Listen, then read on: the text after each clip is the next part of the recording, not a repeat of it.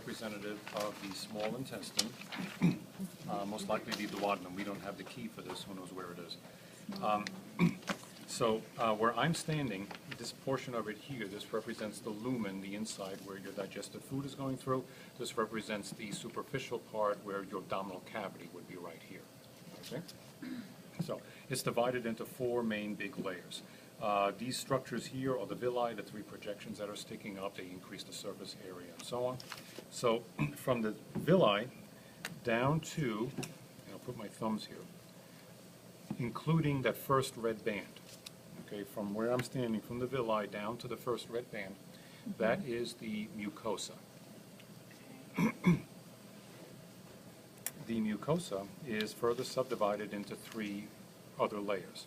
There is the epithelium, which is represented by these cells, okay, which is what kind of epithelium? Simple columnar. Simple columnar, okay, in the majority of the GI tract. Then there is the lamina propria, which is this flat background. Okay, remember lamina propria from 201. And then the red band that's here is a muscle layer. It's called the muscularis mucosae. The name tells you what layer it's associated with, the mucosa. It's the lower or the exterior, what's they're looking for, superficial boundary of the mucosa. Smooth muscle? It's smooth muscle. This is all smooth muscle. This one technically is 2 layers, but we're not going to worry about that. We'll treat it as a single layer. Okay?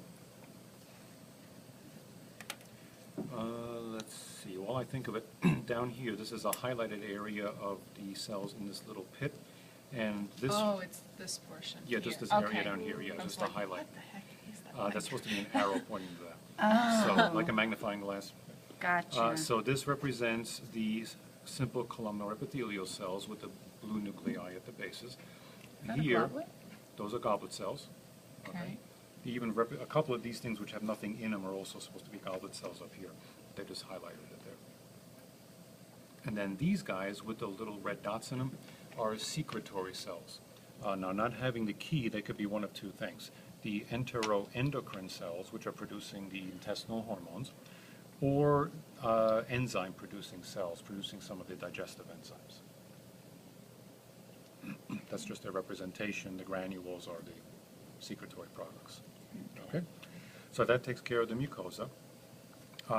This represents capillaries. This white thing represents a lacteal, part of the lymphatic system. The pale, whatever color you want to call this band here, which my thumbs are on, is the submucosa, okay, the layer immediately below the mucosa.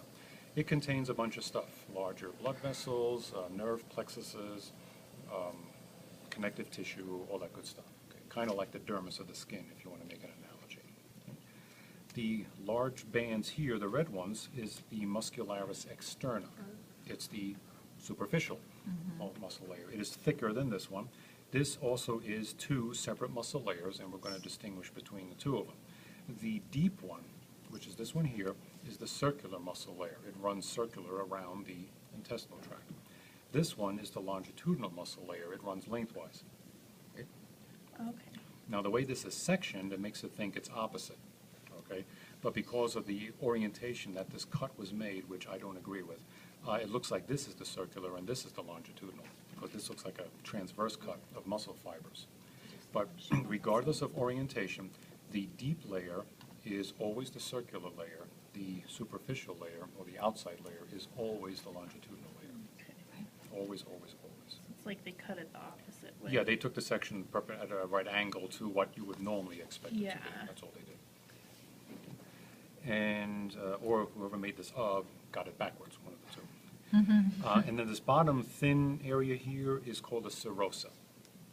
It's the outer covering, connective tissue, mesenteries, all that stuff blended together. In the abdominal cavity, it's the serosa, so the intestines, the stomach, all that's covered with that. In the thoracic cavity, where you pretty much have only the esophagus, it's the same basic thing, but it's called the adventitia. It has a different name.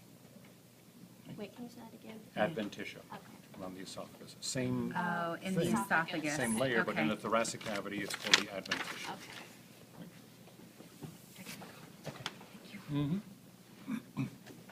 So the majority of the GI tract has this basic overall structure.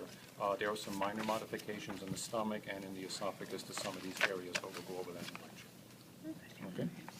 All right, and then the